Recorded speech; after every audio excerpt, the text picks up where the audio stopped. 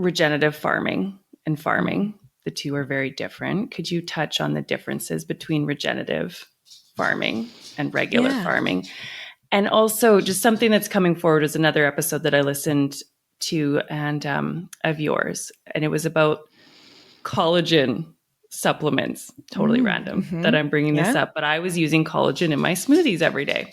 My dog's going a little bit crazy. I don't know if you can hear him in the background. It's totally fine.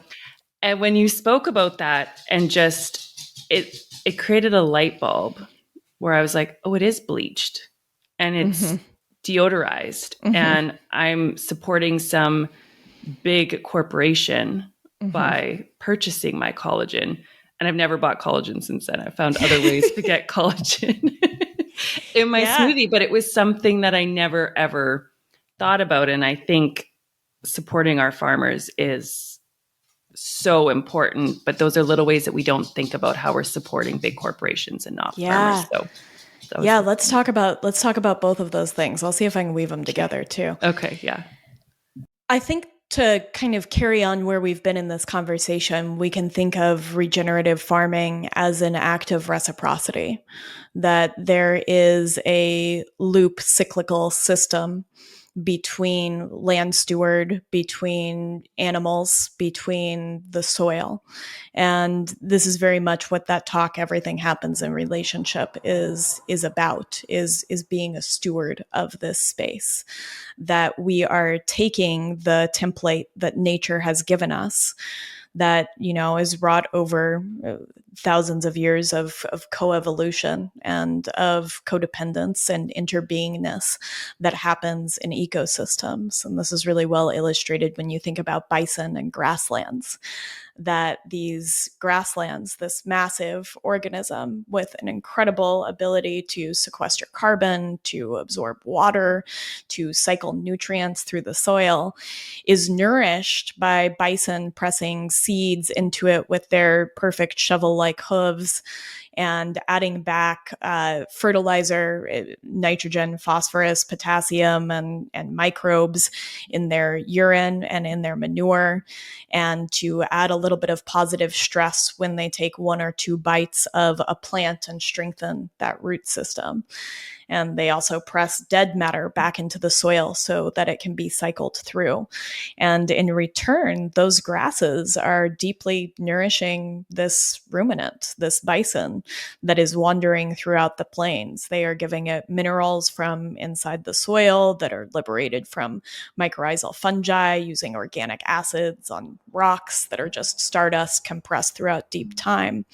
And there is this reciprocity within that cycle. And so regenerative agriculture is looking at that template and saying, well, there's some guardrails and some limitations that are here now. How can I work within that context and within the context of my incredibly individual ecosystem that is influenced by a constellation of things, just like your and my health and those places that we come to? And how can I become an observer of those constellations of interactions and then become a participant in the way that I steward this land? And I think that this is very different than what I would call a more conventional model of agriculture, where you are really looking at the bottom line, you're looking at efficiency, you're looking at yields, and you're looking at really reducing things down to a mechanization of parts. And so, I mean, the opposite of moving a cow through different pastures, kind of imitating that bison, would be to have it in one place where you feed it corn and soy grown from all over the world using pesticides and herbicides in a concentrated animal feeding operation.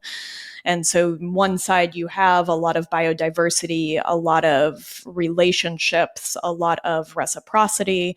And on the other, you have a monoculture, a monolith, and isolation.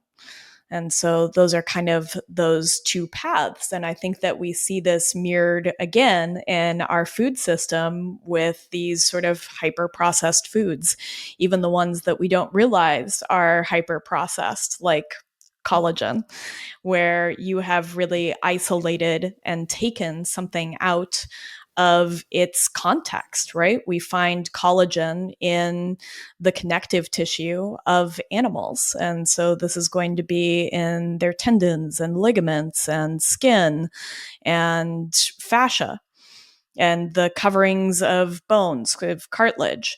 And we're taking that and we're reducing it to this part through this chemical processing where it's deodorized and anti-caking agents are applied and all of these different things. So we're taking it again in isolation. But when collagen is in situ, in whether it's ground beef or bones in bone broth or a slow roasted cut of meat, that collagen is going to be working in concert with everything that is there in that animal and having so much more than just an isolated product.